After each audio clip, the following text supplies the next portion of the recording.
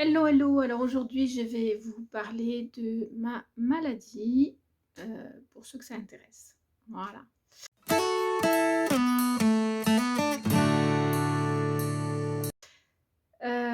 Donc tout d'abord, je voudrais remercier toutes les personnes qui nous ont soutenus. Les choses s'arrangent, donc merci à tous parce que grâce à vous, on a pu tenir hem et on a pu, avancer. Voilà. Alors, comment, vous dire? Je vais essayer déjà, je vais essayer de ne pas faire bouger le téléphone toutes les 5 minutes. J'ai un pied devant moi, donc forcément, si je bouge les pieds, alors déjà, vous allez l'entendre, ce qui est pas forcément très agréable et en plus, vous allez, comment dirais-je? Vous allez avoir le tournis si je vous fais bouger dans tous les sens. Voilà, ah oui, je voudrais, dire aussi une chose. J'ai eu, en commentaire, des personnes qui me disent que, les vidéos, sont un petit peu, comment dire? Il y a des bruits de fond ou des choses comme ça, enfin je sais pas trop, je me souviens plus du ou des commentaires. Je voudrais dire que je suis désolée, mais pour l'instant, je peux pas faire mieux, voilà. Je n'ai pas, la possibilité de monter dans mon atelier où il n'y a aucun bruit. Je n'ai pas la possibilité de créer des choses, comme je faisais avant. Je n'ai pas ces mêmes possibilités-là et vous comprenez bien pourquoi. Rien que ce que j'ai sur la tête vous donne déjà une idée. Et, et voilà, et donc on est là pour en parler, mais voilà, je ne fais pas exprès de faire des vidéos où il peut y avoir effectivement des bruits de fond.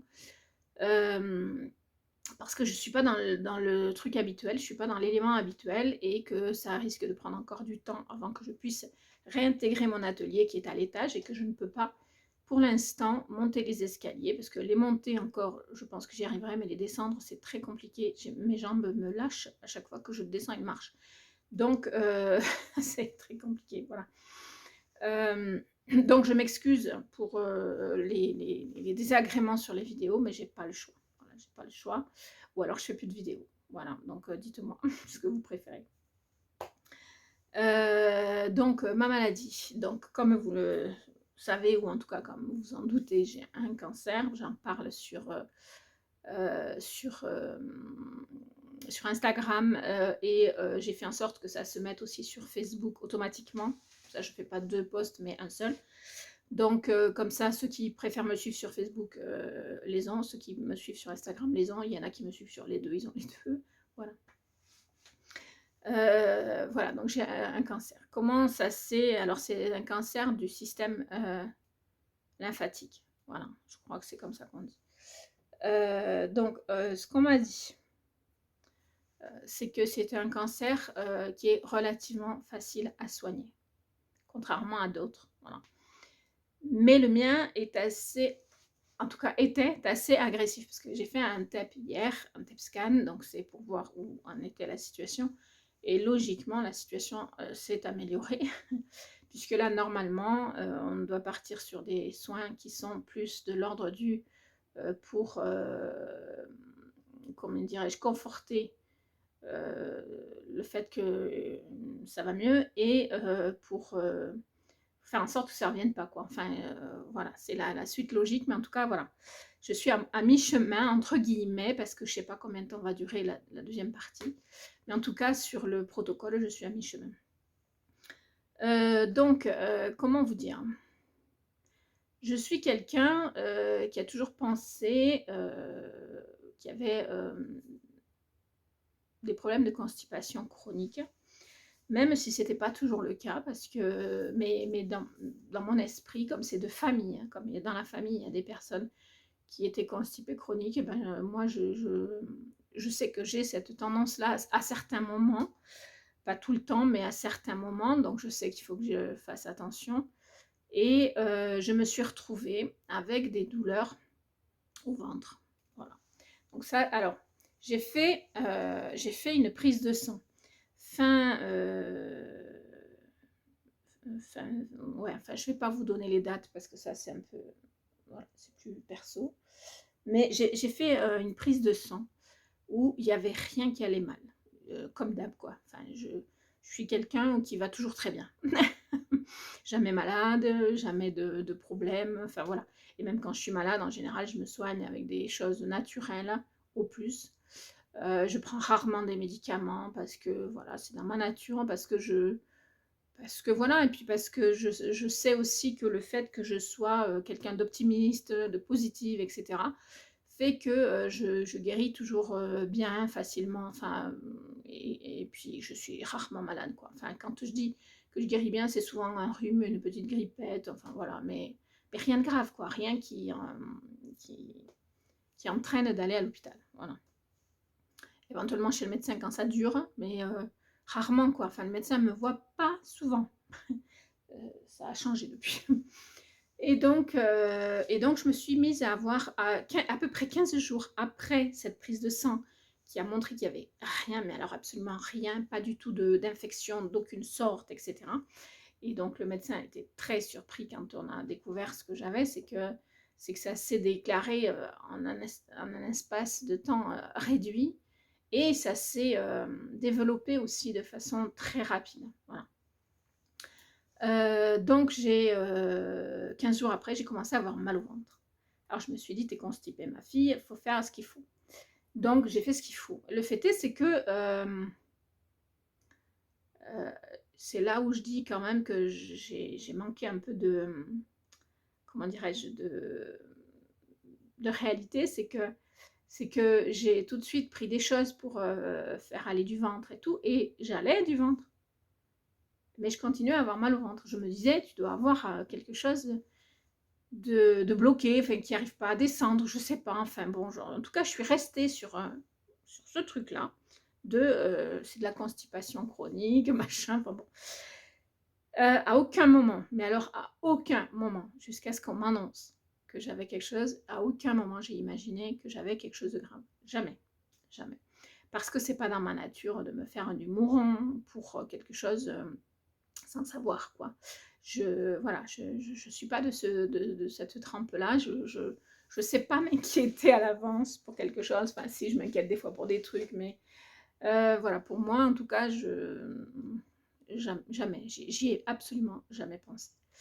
Donc, j'ai eu ces douleurs pendant environ 15 jours. Et au bout de 15 jours, j'ai dit quand même, je vais aller en parler au médecin. Donc, j'en ai parlé au médecin, je lui ai dit ce que je prenais, tout ça. Il me dit, bon, ben, on va essayer de continuer comme ça, c'est bien ce que vous prenez. Il m'a rajouté des trucs, enfin bon. Et puis voilà, me voilà repartie pour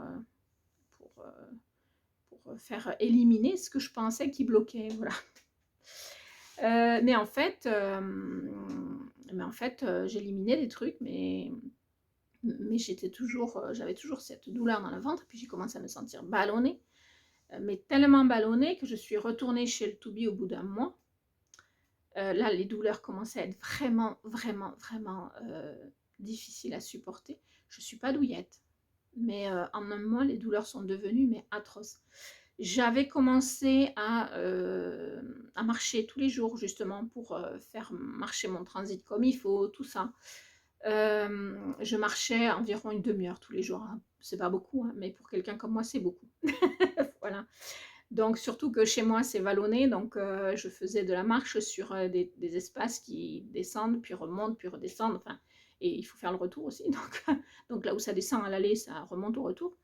Donc c'était pas facile, mais je le faisais tous les jours, et j'avoue que j'en profitais pour prier un peu, parce que voilà, ça fait partie de moi. Et puis donc je suis retournée voir le médecin, et là il m'a dit quand même il va falloir faire une écho parce que c'est pas normal. Je suis arrivée chez le médecin et je lui ai dit bon là il faut voir parce que j'ai l'impression d'attendre des jumeaux, quoi.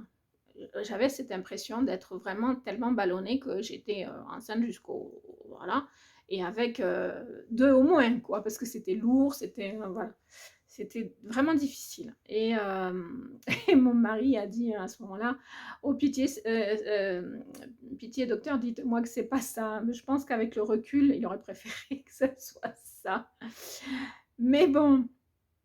Donc le médecin me dit il faut prendre rendez-vous pour une écho. Le problème, c'est que prendre rendez-vous pour une écho, Alors, il me dit en urgence, c'est-à-dire qu'il faut prendre rendez-vous dans les jours qui viennent. Là, il ne faut pas traîner maintenant, il faut aller faire une écho rapidement. On me donnait rendez-vous pour 1 mois et demi plus tard. Ma maman, on a dit non, c'est pas possible, moi je ne vais pas tenir 1 mois et demi sans vérifier ce qui se passe, quoi. Donc, on rappelle le médecin nous dit, pas de souci, je vais m'en occuper, je vais vous trouver un rendez-vous. Mais il n'a pas eu le temps parce que le lendemain matin, au réveil, j'ai dit à mon mari, j'en peux plus. Je lui ai dit, j'en peux plus, là je n'en peux plus. Et je n'en pouvais plus. Je n'arrivais plus à aller marcher parce que ça me tirait des douleurs à chaque pas. Je n'arrivais plus à rien, quoi. Enfin, j'étais dans une douleur, mais vraiment atroce. Et avec le recul, je me dis, mais comment tu as supporté ça? Eh ben oui, je l'ai supporté, j'ai continué parce que c'est pas dans ma nature de me plaindre, et c'est pas dans ma nature de m'en faire au premier truc, à la première douleur, au premier truc. Mais là, j'avoue que je suis allée quand même un petit peu loin. Donc le lendemain matin, je dis à mon mari, c'est plus possible, là je tiens plus. Et donc il me dit, moi je vais t'amener aux urgences. Et j'ai dit, appelle le médecin. Et il appelle le médecin qui lui dit, amenez-la aux urgences. Donc on est parti aux urgences. Alors c'était dans la journée, je sais pas à quelle heure exactement. Mais c'était dans la matinée, je pense. Et puis, parce que les souvenirs, hein, ça... Et puis donc, à ce moment-là, donc on arrive aux urgences. Alors vous savez qu'avec le Covid, mon mari n'a pas pu rester avec moi. Donc on lui a dit, rentrez chez vous, monsieur, on vous appellera. Donc il est rentré et moi je suis restée là. Et donc on a commencé à me prendre en charge. On a commencé à me faire une prise de sang. Et a priori, sur la prise de sang, il y avait infection. Donc c'est là que je dis que entre 1 mois et demi avant et 1 mois et demi après, il s'est passé énormément de choses, quoi, dans mon corps. Et donc,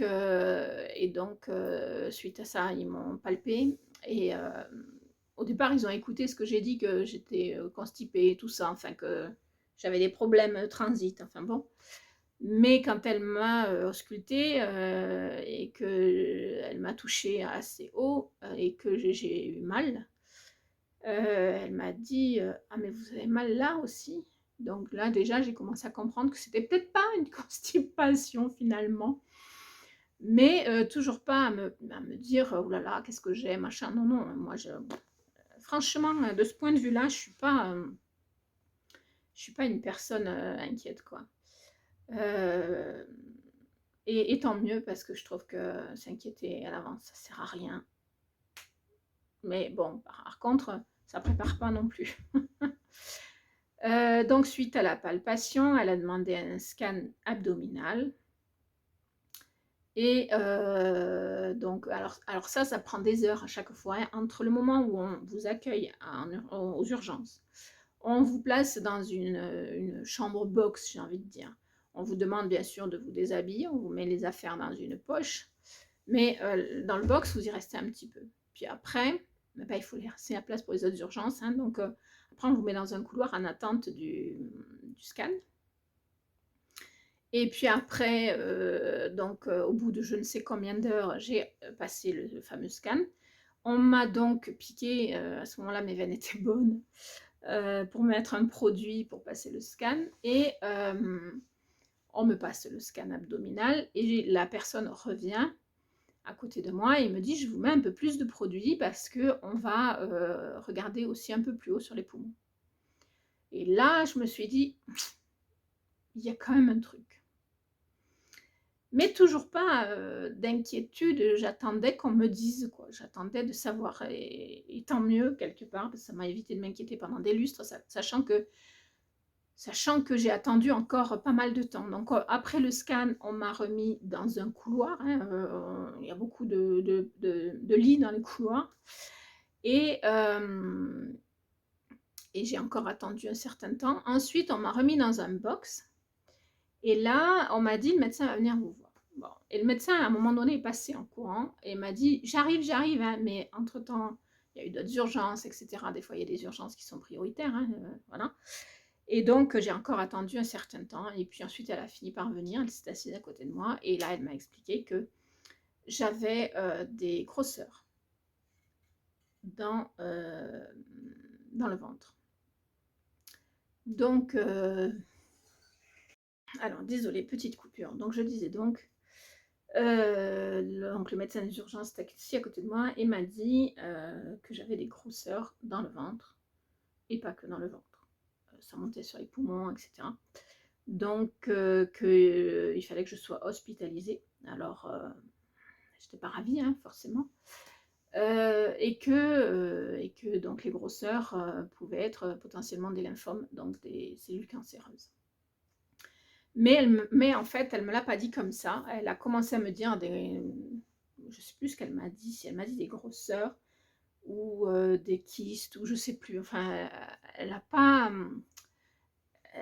Elle ne voulait pas en dire trop parce qu'elle voulait laisser la part au doute tant qu'on n'était pas sûr du résultat des prélèvements, voilà, qu'on devait me faire.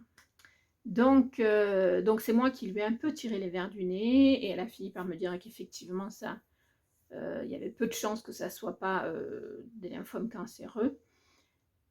Et que donc voilà, il fallait que je sois hospitalisée pour faire des analyses, pour faire un prélèvement, etc. Voilà. Donc j'ai commencé par pleurer. Bah, forcément, hein, quand on ressent ce genre de nouvelles, parce que j'y étais pas du tout préparée. J'ai commencé à penser à mon frère, parce que j'ai un frère qui est décédé. Alors ça faisait pas tout à fait 2 ans, puisque ça a fait 2 ans en juillet, donc ce mois-ci, qui est décédé d'un cancer. Et j'ai assez mal vécu son décès au départ. Après, ça va parce que ma foi fait que je lui parle et qu'aujourd'hui il m'accompagne dans chacune de mes chimios, il est avec moi et que quand il y a des choses un peu plus difficiles à vivre, eh ben, je lui demande de m'aider, de venir avec tous ses copains du ciel et de me soutenir pour que j'y arrive, quoi, pour que j'ai la force, voilà. Et ça fonctionne, c'est-à-dire que je sais pas, enfin si je sais que c'est lui qui me donne la force, enfin lui, le Seigneur, hein, pour ceux qui sont croyants, mais, mais à moi, ça me donne énormément de force et de courage pour affronter les choses. Voilà. Mais sur le moment, donc j'ai pensé à lui, j'ai pensé à ma mère qui avait déjà perdu donc un enfant d'un cancer. Et en fait, mes larmes coulaient et je posais des questions parce que je voulais savoir, mais j'étais vraiment mal. À ce moment-là, j'étais vraiment, vraiment, vraiment mal. Et puis ensuite, j'ai pensé à mon homme et à mes filles, à qui il allait falloir dire les choses. Et là, je me suis dit, oula, tu vas arrêter de pleurer et tu vas te battre. T'as pas le choix. T'as pas le choix parce que tu as un homme et des filles qui t'attendent à la maison. Donc tu vas te battre. C'est à ce moment-là que j'ai décidé de prendre mon moral et de l'attacher à moi, comme si on était de prisonniers ensemble, vous voyez. Enfin, j'ai décidé que mon moral ne me quitterait pas. J'ai décidé que je l'attachais, voilà, chevillé au corps, on dit des fois, mais ou comme un boulet ou n'importe, mais j'ai décidé. À ce moment-là, donc ma prise de conscience a été relativement rapide quand même. Et donc la première chose que j'ai faite, c'est de faire appeler mon frère pour lui dire de venir à la maison, pour que mon mari et mes filles ne soient pas seuls face à la nouvelle. Alors un autre de mes frères, hein, parce que j'ai plusieurs frères. Parce que je me rends compte de la chose que ça pourrait laisser penser. Et donc je leur ai dit que j'avais ce que j'avais, enfin ce qu'on m'avait trouvé et ce que potentiellement ça pouvait être, même si il y avait encore un léger, mais léger doute. Et donc que j'étais hospitalisée, etc. Voilà. Et je savais qu'à la maison ça serait difficile aussi. Donc je me suis obligée à aller bien moi. Et plus j'ai avancé dans les jours et plus je suis allée bien. C'est-à-dire que je me suis vraiment motivée à aller bien, à réagir positivement et à ne rien lâcher. oui, à garder mon moral, quoi qu'il en coûte, quoi qu'on me fasse, quoi qu'on me dise, quoi qu'on voilà. Et alors au début ça a été un peu dur, hein, je vous l'accorde quand même, hein, parce que d'ailleurs, sur mes photos au début, j'ai une tête un peu fermée, puis après le sourire revient et cetera. Mais parce que c'est un travail, c'est un exercice de s'obliger à aller bien et quand on y arrive, enfin, après, beh, ça coule de source, voilà. Donc et je suis contente de moi parce que je trouve que, beh, maintenant du coup, ça roule, tout roule, voilà et les choses, vont dans le bon sens donc c'est le principal. Hem, donc on m'a hospitalisée, j'ai passé la nuit, tant bien que mal quand même, hein, parce que j'étais pas non plus, on m'a donné de quoi soulager mes douleurs, bien sûr et ça c'était important parce que c'était devenu insupportable. Et donc, j'ai été hospitalisée 2 ou 3 jours, je crois, 3 jours. Hem, on m'a fait une ponction donc sous le bras parce qu'effectivement alors, je m'étais rendu compte que j'avais une boule ici, vous voyez? Alors je l'ai plus, hein, donc je vous dis: «Voyez» mais vous verrez rien en fait. Mais j'avais une boule ici, j'avais une douleur ici, je sais pas trop exactement, je sais plus trop, quel côté mais, un truc très bizarre. Ça faisait comme si j'avais des fourmis un peu dans une partie de la lèvre inférieure en fait et du fond là, à tel point que je croyais que ça venait de mes dents, puisque ça faisait un moment que j'avais ça en plus des douleurs et j'avais appelé mon dentiste pour lui dire, «Faut que je vienne, faut qu'on voit pour mes dents parce que c'est pas normal ce qui m'arrive» et lui m'avait répondu: «Non, non, ça vient absolument pas des dents».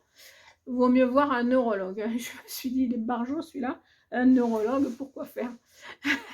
Alors il n'était pas, totalement barjot. Il a dit un neurologue, c'était pas ça, mais il avait bien raison, c'était pas les dents. Puisque quand j'ai commencé, à avoir déjà un traitement contre la douleur, ça s'est estompé et quand, j'ai eu la chimio et qu'on a arrêté les traitements antidouleurs, ça s'est arrêté avec le reste. Mes mes lymphomes ont disparu, en tout cas ceux qui étaient visibles, donc celui-là, j'en avais dans le cou et j'en avais sous les bras qui commençaient à être prédominants et moi, en fait, j'avais pas pris attention non plus qu'effectivement sous les bras, ça commençait à me gêner, en fait. Mais je n'y avais pas parce que je ne m'écoute pas, parce que je suis pas quelqu'un qui, pardon, hein, c'est pour les mouches. Je suis pas quelqu'un qui va, voilà, écouter le moindre bobo de son corps, voilà et du coup, bah, j'ai pas prêté attention, voilà et je m'étais dit: «Bon, tu as peut-être un peu grossi aussi de là». Alors que par ailleurs, j'ai quand même un peu maigri à ce moment-là, pendant cette période, un peu avant même. J'avais un peu maigri, j'étais assez fière de moi d'ailleurs et là j'ai un peu plus maigri du coup. Mais ça c'est une autre histoire. Hem, donc j'avais ouais, tous ces signes auxquels j'avais pas vraiment prêté, plus de crédit que ça quoi, voilà. Donc le lendemain de l'hospitalisation, je crois que c'était on m'a fait une ponction alors, il y a toujours une petite crainte de se dire: «Comment ça se passe? Est-ce que c'est douloureux?» Donc à chaque fois, j'ai pris cette habitude, hein, d'appeler le ciel à ma rescousse, mon frère en tête et puis de dire: «Voilà, aidez-moi à, supporter, parce que je ne sais pas comment, ça va se passer, je ne sais pas si c'est douloureux» et cetera, enfin voilà et la ponction s'est très bien passée, on m'a dit: «Vous allez sentir les premières piqûres parce que c'est pour endormir, mais après vous sentirez plus rien. Par contre, vous allez entendre un clac. Quand vous entendez un clac, c'est parce qu'on prélève et vous allez l'entendre plusieurs fois parce qu'on prélève plusieurs morceaux pour être sûr de pouvoir bien analyser. C'est-à-dire que si sur un morceau ils n'arrivent pas à analyser, ils en ont deux ou trois autres pour analyser. Voilà. Donc ils m'ont fait ça, finalement ça s'est très bien passé. Ils ont vu que j'étais un petit peu crispée. Bon, il faut dire que c'était le tout début, hein, donc j'étais pas encore à fond dans mon moral et ma capacité à avancer, à prendre les choses avec philosophie, avec joie, j'ai envie de dire même. Voilà. Et donc, ils m'ont rassurée. Enfin, Je veux dire que depuis le début, à part une ou deux exceptions, mais vraiment, les soignants auxquels j'ai eu affaire ont été vraiment d'une empathie formidable. Des humains, quoi. Enfin voilà, des gens vraiment attentionnés. Voilà. Et je tiens à le dire parce que c'est important, surtout actuellement. Et donc on m'a fait cette ponction. Ensuite, j'ai aussi vu un cardiologue. Je ne sais plus pourquoi. Ah oui, c'était pour voir si j'allais supporter les chimios. Donc c'était pour le cœur, voir si le cœur fonctionnait bien, etc. Enfin bon. Et ce fameux cardiologue, j'ai eu le malheur de lui dire, on ne me dit rien, donc je ne sais pas trop. Ben lui, il m'a tout dit. Lui, il m'a tout déballé. Et j'ai regretté d'avoir dit, on me dit rien, parce que je me suis dit, non, mais il faut qu'il arrête, il faut qu'il ferme sa bouche. Parce que là, pour le coup, lui, il m'en disait trop. Et il a fallu que je m'accroche à mon moral parce que c'était dur d'entendre tout ça d'un coup, quoi. Parce que il m'a dit, oh mais ma pauvre dame, vu tout le nombre de lymphomes qu'il y a, c'est sûr que c'est cancéreux. Il n'y a aucune chance que ça soit autrement. Et puis de toute façon, vous n'en avez pas fini avec les traitements et tout. Enfin bon, oh là, je m'en souviens de ce cardiologue. Je l'ai revu plus tard. Il ne se souvenait pas de moi, mais moi je me souvenais bien de lui, croyez-moi. Et donc voilà, j'ai eu ça. Et puis après, je sais plus, après on m'a fait sortir. J'ai un médecin qui est venu me voir dans les 2-3 jours là, et qui faisait partie donc des médecins du service d'oncologie, et qui me parle, qui m'explique que, parce que moi, j'ai commencé quand même à me poser des questions sur le fait que j'avais des lymphomes sur tout le corps, pas que dans le ventre. Donc, quand on dit qu'en général, on a des cellules cancéreuses sur tout le corps, ça veut dire que c'est un cancer généralisé. Donc, moi, j'ai dit, mais donc c'est un cancer généralisé. Et elle m'a dit, non, non, ça n'a rien à voir. Bon. Donc, déjà, elle m'a rassurée. Elle m'a dit, non, non, vous inquiétez pas, c'est pas le même cancer que les cancers généralisés, c'est autre chose. Ça se soigne plutôt bien. Bon. Et puis après, je sais pas comment, elle me dit, bon, mais de toute façon, vous allez sortir là bientôt parce qu'on garde pas les gens pour rien ici. J'avais envie de lui dire, mais j'ai pas rien, quoi, quand même. J'ai trouvé, alors, je comprends ce qu'elle voulait dire, mais je pense qu'elle ne se rend pas compte que quand on arrive, qu'on vient d'apprendre la nouvelle, que c'est déjà difficile à digérer, etc., qu'en plus on est seul parce que à cause de la période, à ce moment-là, je ne pouvais encore pas avoir mon homme avec moi. Après, ça a changé, donc c'était mieux. Mais ils ne se rendent pas compte que c'est pas forcément la bonne chose à dire, quoi. Voilà. Après, c'est pas une médecin ni mauvaise ni désagréable, hein. Je l'ai revue plusieurs fois et ça s'est toujours très bien passé. C'était juste un mot malheureux, on va dire. Voilà.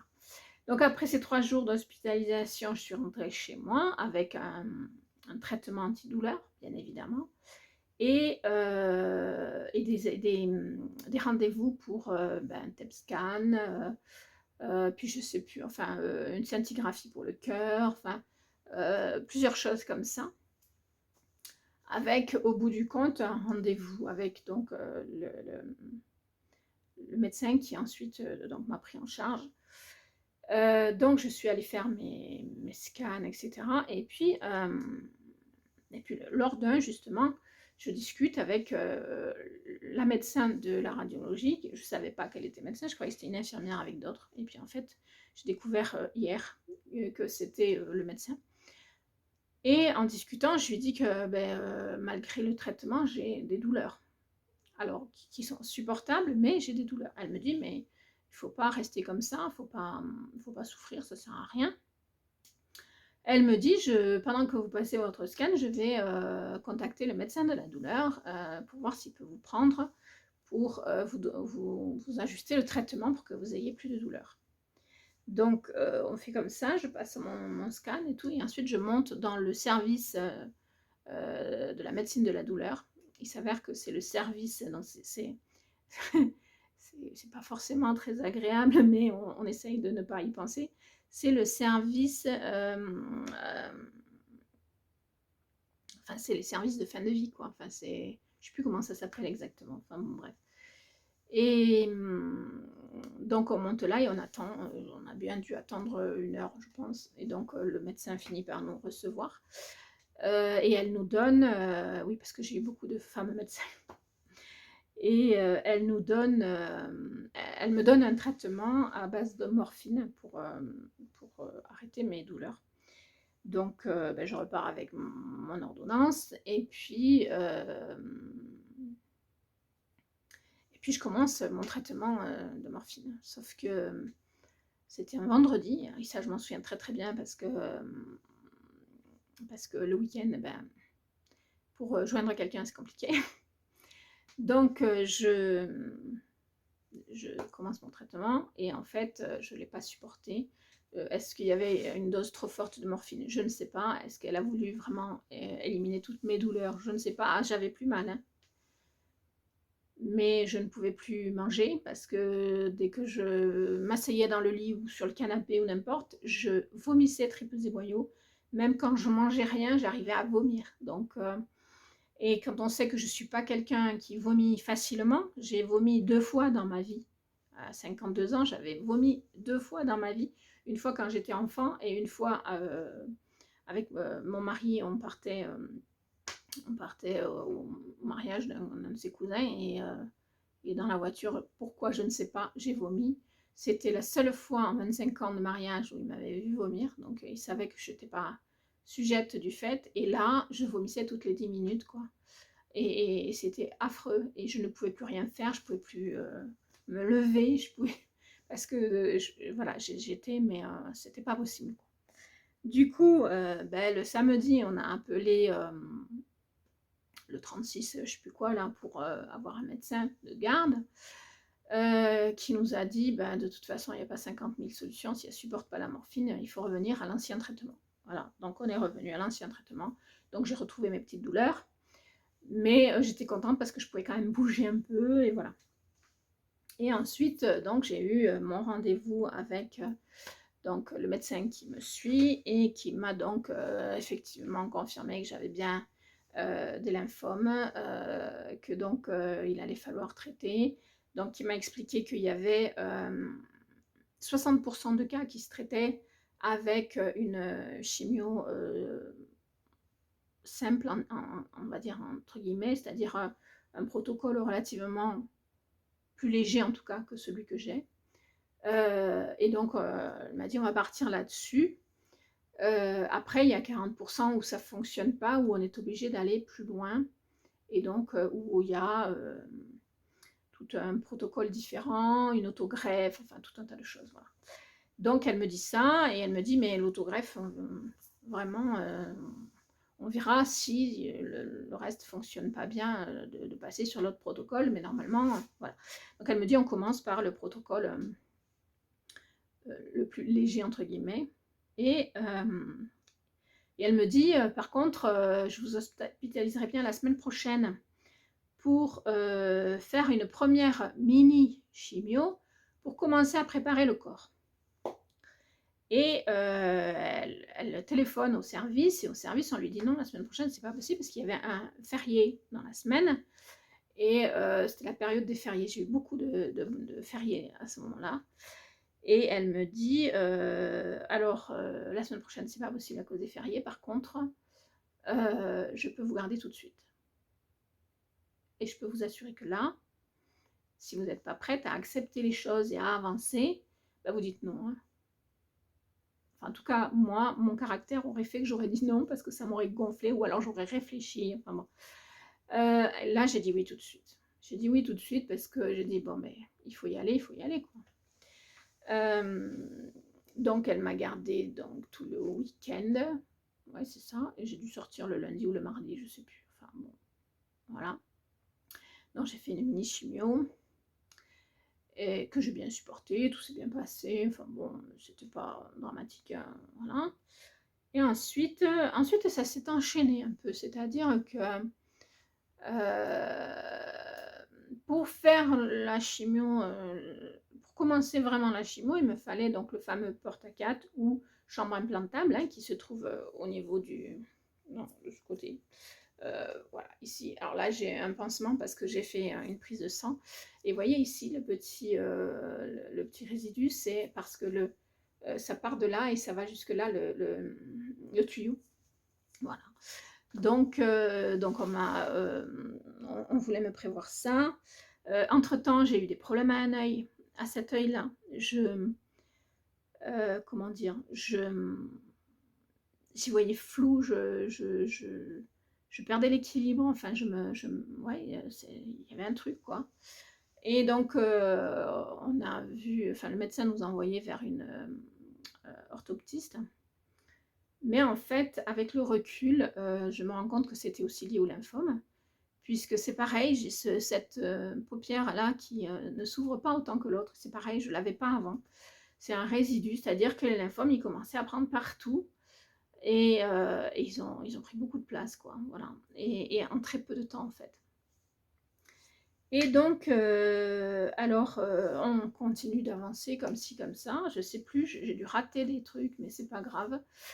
Arrive la veille du jour où je devais être hospitalisée pour 3 jours de chimio. La veille en fin de journée, j'ai commencé à avoir des douleurs dans la nuque ici. Et en redescendant sur les épaules et surtout sur ce bras. J'ai toujours d'ailleurs des douleurs sur ce bras et il est toujours sensible, enfin, j'ai toujours un problème avec ce bras. Il est beaucoup moins fort qu'avant, etc. Il y a des choses, je ne peux pas serrer comme il faut, enfin voilà. Donc me viennent des douleurs. Sur le moment, on pense à quelque chose de... Ah oui, non, avant, j'ai donc placé le porte-à-4. C'est-à-dire que j'ai placé le porte-à-4 un lundi. Et alors pour vous expliquer vite fait, on me dit bon c'est pas douloureux, c'est sous anesthésie locale, ça se passe vite, vous allez voir, et puis ça change la vie. Alors ça change la vie, c'est vrai. C'est sous anesthésie locale, c'est vrai, mais on sent beaucoup de choses. En tout cas, moi j'ai senti beaucoup de choses. Et en plus, ce qu'on vous dit pas, c'est que comme ça se place jusque là, comme ils veulent avoir beaucoup d'aisance, etc., on vous fout dans une position où vous êtes la tête en bas, mais vraiment la tête en bas. À un moment donné, moi, j'ai vraiment eu du mal. Et je peux vous assurer que j'ai appelé le ciel aussi pour m'aider parce que je me disais, c'est quand que ça s'arrête, hein, parce que voilà. Et en plus, j'entendais le médecin dire je veux une aiguille de 13 ou je me disais c'est quoi une aiguille de 13. Voilà, donc j'essayais de ne pas trop écouter, j'essayais de ne pas être trop sur mon corps là, et j'essayais vraiment d'avancer, quoi, d'accepter, euh, d'être assez forte pour dépasser tout ça. Et bon, j'ai réussi, donc c'est le principal. Mais c'était pas facile. Bon. Et donc j'étais tête en bas, etc. Donc on peut imaginer que on peut avoir après des problèmes dans le cou, etc. Forcément. Sauf que moi j'ai donc été opérée le lundi et que mes douleurs ont commencé le mercredi dans la journée. Et donc le mercredi soir, c'est toujours en plus ou la nuit ou le week-end, il ne faut pas se leurrer. Voilà. Le mercredi soir, j'ai dit à mon mari, j'en peux plus de douleur, j'en peux plus de douleur. Et il me dit, bon, mais j'appelle le 36 machin là pour, je sais jamais le 36 combien, peu importe, pour voir ce qu'ils disent. Donc on leur expliquait un petit peu la situation, ma situation, le fait que je viens donc de découvrir que j'ai un cancer, etc. Enfin bon, les médicaments que j'ai pu prendre avant et tout. Et alors le médecin dit, écoutez, dit à mon mari, faites-lui prendre ce médicament que j'avais pris avant contre des douleurs. Et puis on va voir si ça passe ou pas. Si ça passe pas, rappelez-moi dans un moment, quoi. Donc je prends le fameux médicament et rien. Rien. On attend facilement 1 heure, rien. Donc on rappelle et le médecin dit, bon, mais écoutez, allez aux urgences parce qu'on ne peut pas rester comme ça quand même, on ne peut pas la laisser comme ça. Allez aux urgences. Donc nous voilà partis aux urgences. Une nouvelle fois. Sauf que, donc comme j'avais rendez-vous le lendemain, moi j'ai pris ma petite valisette et tout, j'ai dit ils vont me garder quoi. Les infirmières à l'entrée nous ont dit oui, de toute façon au pire on vous mettra quelque part. Et puis le médecin que j'ai vu, ah non, non, non, non, pas du tout. Oh, vous avez eu le porte-à-4, c'est des contractures, ça va passer, je vous donne ce qu'il faut, vous prenez ça, vous rentrez chez vous, vous allez dormir. Oh, ouais, bon. Alors moi je me suis dit, elle est médecin, donc elle sait ce qu'elle dit, donc allons-y quoi. Donc je me suis dit, chouette, je rentre à la maison et je vais dormir.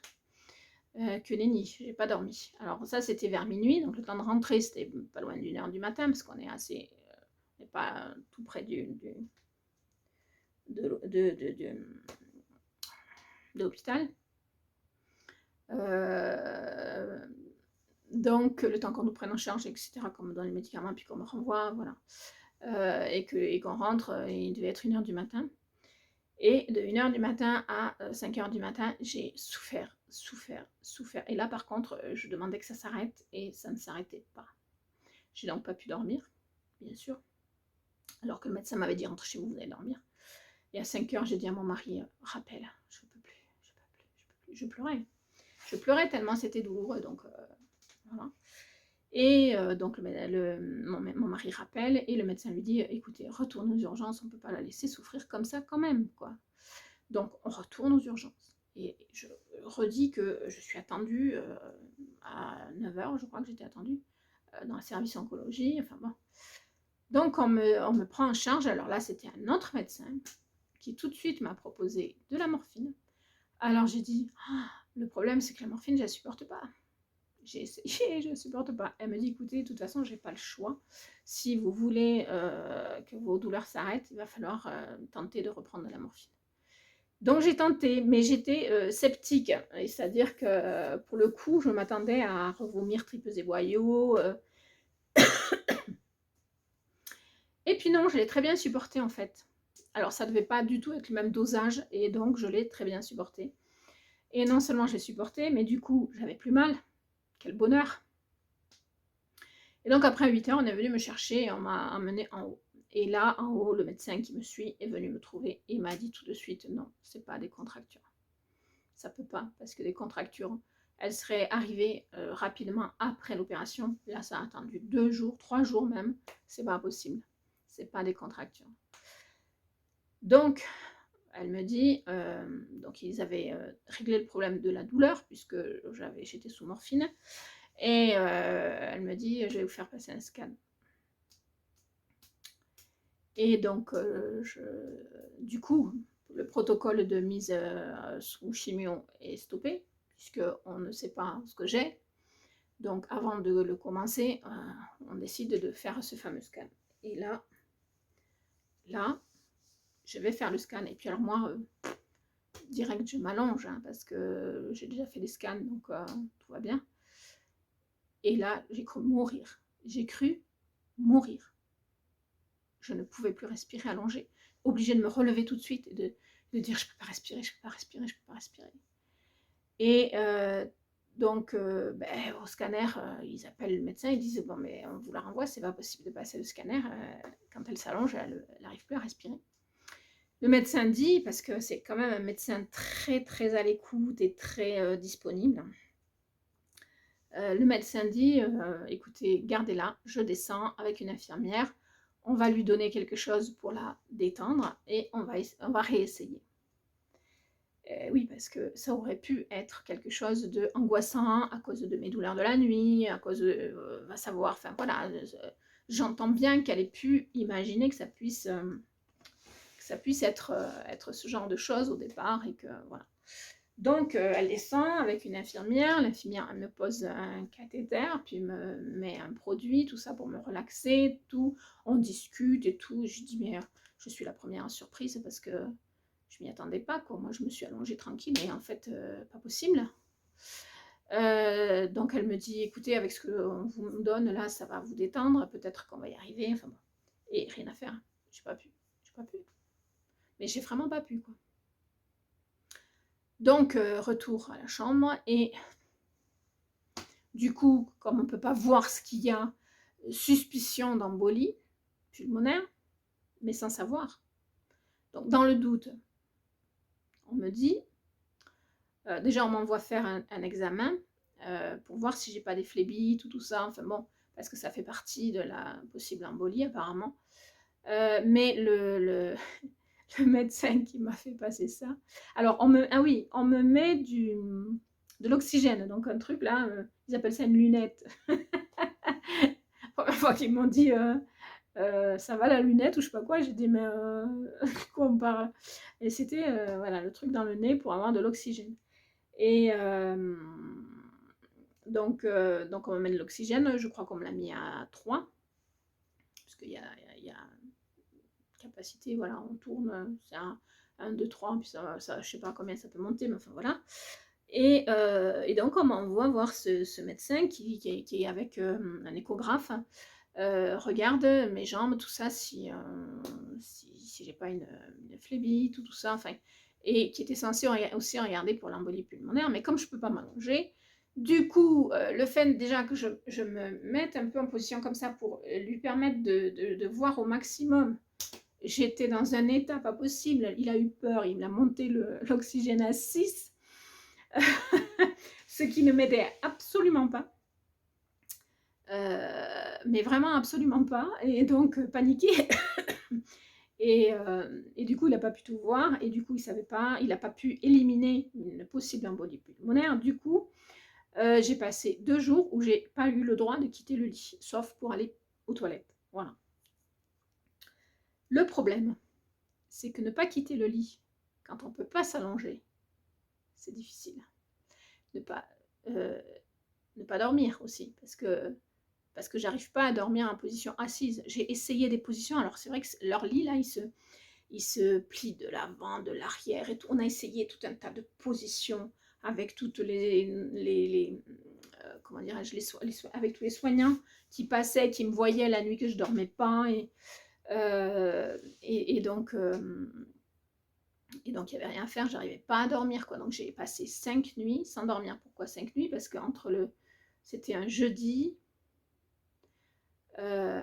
et ensuite il y avait un férié, donc on a repris les choses en main que le mardi. Donc j'ai passé 5 nuits sans dormir, plus la nuit que j'avais passée avant à pas dormir, donc ça faisait 6 nuits où j'ai pas dormi. Voilà.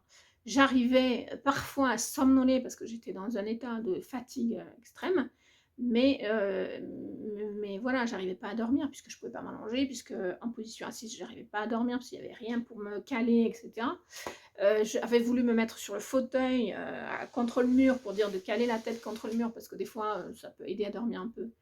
J'ai pas pu, puisqu'on m'a dit non, non, il faut rester au lit. Enfin voilà, toilette au lit, tout au lit, galère quoi. Donc ça a duré 2 jours, puis après ils m'ont laissé me lever quand même.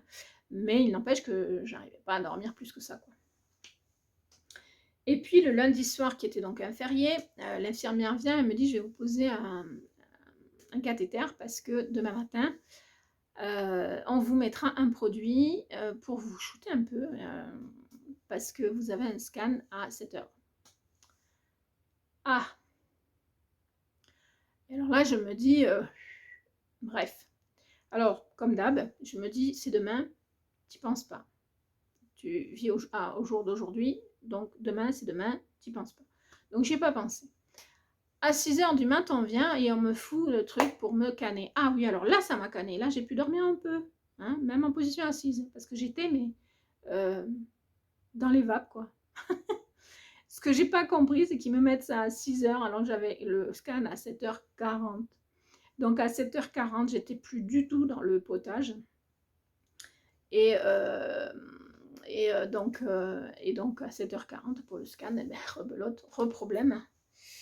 Et là, devant les personnes qui étaient très gentilles au scanner, qui ont vraiment été d'une patience d'ange, etc., j'ai dit, écoutez, si vous me laissez faire, je veux bien tenter de me mettre comme je peux. Et elles m'ont dit, ok, on va vous laisser faire, etc. Et donc, je me suis positionnée sur mes bras qui étaient dans mon dos et j'ai descendu autant que j'ai pu. Alors, je respirais très très mal et c'était très très difficile. Mais j'ai réussi à passer sous le scanner, Ah, par contre, je bougeais beaucoup parce que je respirais.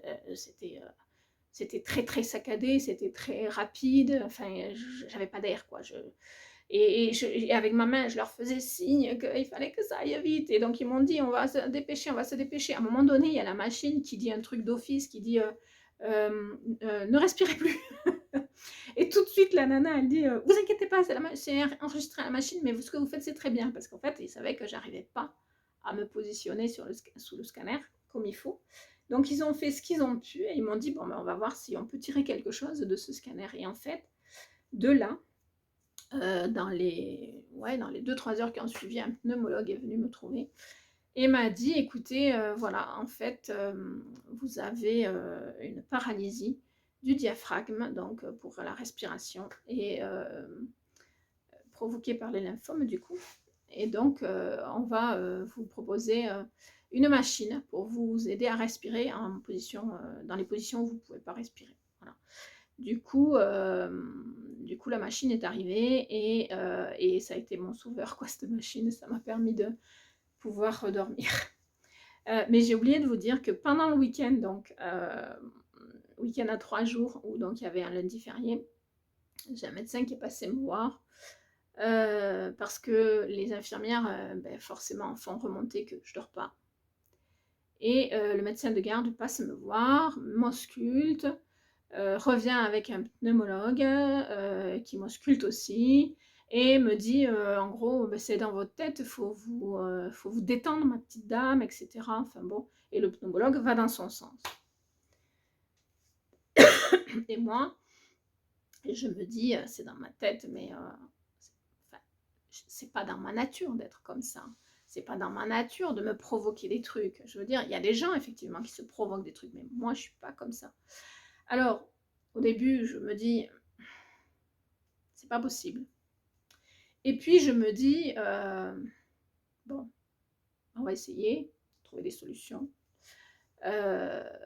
J'ai une psychologue qui est passée me voir et face justement à ce problème et au fait que du coup ça me mettait dans un état quand même de stress un peu compliqué parce que l'idée de me rallonger était comme l'idée de me laisser mourir un peu, parce que quand on manque d'air, je ne sais pas comment vous dire, mais on se voit mourir, hein, enfin voilà. Et, et je le souhaite à personne d'ailleurs. Donc la psychologue je lui avais expliqué un petit peu mon stress, tout ça, face à ça. Et elle m'avait fait faire des petits exercices de vision, il faut suivre des trucs, machin. Et ça m'avait vachement détendu. Du coup, je me suis dit, c'est peut-être toi finalement. C'est peut-être toi. Donc, j'ai pris mon téléphone, je suis allée sur YouTube et j'ai cherché des trucs pour réapprendre à respirer. Et plus j'essayais de réapprendre à respirer, et moins j'y arrivais en fait.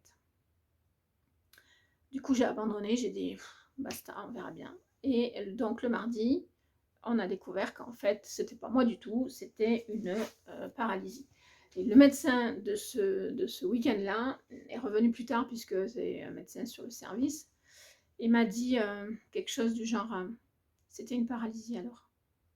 Comme si elle reconnaissait un peu son erreur. Et ça m'a suffi, moi. Moi, ça m'a suffi. Voilà. Ils sont pas méchants, ils sont juste un peu incrédules par rapport à certaines choses, mais ce qu'ils oublient, c'est qu'on se connaît et que on sait. Enfin, il y a des personnes qui se créeraient n'importe quel bobo parce qu'ils sont comme ça. Il y a des hypochondriaques, etc. Moi, je suis pas du tout comme ça. Et moi, vraiment, je comprenais pas comment je pouvais me créer ça, quoi. Voilà. Après, j'ai pas voulu être désobéissante et donc j'ai essayé de réapprendre à respirer, etc. Enfin, le zen et tout ça. Parce que je me suis dit, après tout, c'est peut-être inconscient et voilà. Mais c'était pas du tout moi. Voilà. Et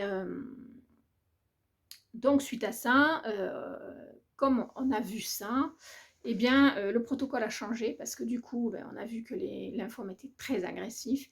Du coup, le médecin m'a annoncé qu'on allait partir directement sur le protocole pour les 40% pour qui, en général, ça fonctionne pas le premier, donc on passe au second.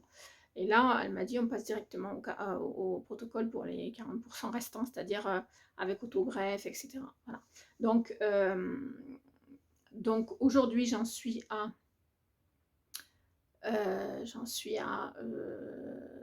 j'ai fait trois séances de chimio, séances qui durent 5 jours et un peu plus. Je reste hospitalisée 5 jours et demi en général. Voilà, je sors le 6e jour, soit en fin de journée, soit à mi-journée, enfin en fonction de comment le protocole se finit. Mais voilà, j'ai 5 jours où je suis attachée avec mon truc là. Alors je dis attachée, mais je ne suis pas un animal, mais attachée dans le sens où j'ai donc le porte-à-4 qui est utilisé. J'ai donc la chimio qui passe et la chimio passe par des machines qui sont électriques, donc c'est prise électrique, ce qui fait que je ne bouge pas énormément dans la journée. Voilà. Bon, déjà, les chambres, c'est pas hyper grand, hein, donc on ne peut pas bouger énormément, mais là encore moins. Voilà. Parce que sinon, je pourrais marcher, aller voir ce qui se passe dehors, revenir. Enfin, je pourrais faire des petites choses. D'ailleurs, quand ils me lâchent le vendredi soir, s'arrête cette chimio-là et on me met juste une hydratation pour la nuit. Donc là, c'est pas avec des machines électriques, du coup, là, je peux bouger. Ben, je bouge énormément, enfin, le peu de temps que j'ai, parce qu'après, je dors forcément. Et le samedi matin, on me remet les produits avec la machine pour la matinée. Voilà. Et après, normalement, on me renvoie chez moi avec un cachet à prendre à une heure fixe. Mais voilà. Et donc j'ai fait 3 chimios comme ça, espacées après de 15 jours à la maison. Et alors la première, ça a été compliqué de rentrer à la maison parce que forcément, j'étais très inquiète sur s'il m'arrive quoi que ce soit, un soir, un week-end, comment on fait? Parce que l'épisode d'urgence où on m'a renvoyé chez moi en me disant c'est des contractures, ça va passer, m'a traumatisée, on va dire, hein, parce que quand même, j'avais des douleurs qui étaient vraiment atroces, quoi. Et on vous demande au départ, hein, la douleur, elle est entre 1 et 10, elle est à combien? Et moi, j'avais dit 10, hein, parce que c'était insupportable. C'était insupportable, hein, parce que quand c'est à 1, je sais le dire, quand c'est à 5, je sais le dire, mais là, c'était vraiment insupportable. Donc, la première fois que je suis rentrée à la maison, ça a été difficile parce que j'avais cette appréhension en fait. En fait, à l'hôpital, du coup, je me sentais protégée d'une certaine manière contre ce genre de possibilités. Voilà. Donc, quand je suis rentrée, ça a été difficile. Mon mari a été un peu déçu parce qu'il s'attendait à ce que je sois super contente de rentrer. Et en fait, j'étais pas très motivée à rentrer. Et puis, j'ai vu que ça se passait bien. Les 15 jours se sont super bien passés. Bon, les premiers 15 jours, j'ai fait très peu de choses parce que j'étais fatiguée, parce que je me suis laissée un peu porter, voilà. Ensuite, je suis repartie donc pour une deuxième chimio de 6 jours, puis je suis rentrée. Là, j'étais plus motivée pour rentrer, là, j'étais contente de rentrer. Et là, j'ai commencé à me reprendre en main, à faire des choses, à créer, à me faire une omelette, enfin, faire des petites choses comme ça que je peux faire, hein, même si mes mains sont pas toujours gérable, mais voilà. Et ensuite, je suis repartie encore en chimio. Là, j'aurais pleuré presque de repartir, mais c'est comme ça. Et puis je suis revenue, j'ai refait mes 15 jours là, donc là, je vais bientôt repartir à nouveau. Et les 15 jours sont super bien passés. Et là, je suis ravie d'être à la maison. Plus ça va, en fait, plus je suis fatiguée parce que les chimios, ça épuise, hein, surtout 6 jours d'affilée. Mais moi, je me prends de plus en plus en main. Moi, je reprends la maîtrise de mon corps de plus en plus, même s'il y a des difficultés, hein, forcément. Des fois, je suis debout, je bouge pas, et puis tout d'un coup, je perds un peu l'équilibre, il faut que je me rattrape. Ou des fois, en marchant, c'est pas, je sens que c'est pas ça, hein. Pour les mains, les bras, c'est pareil. Mais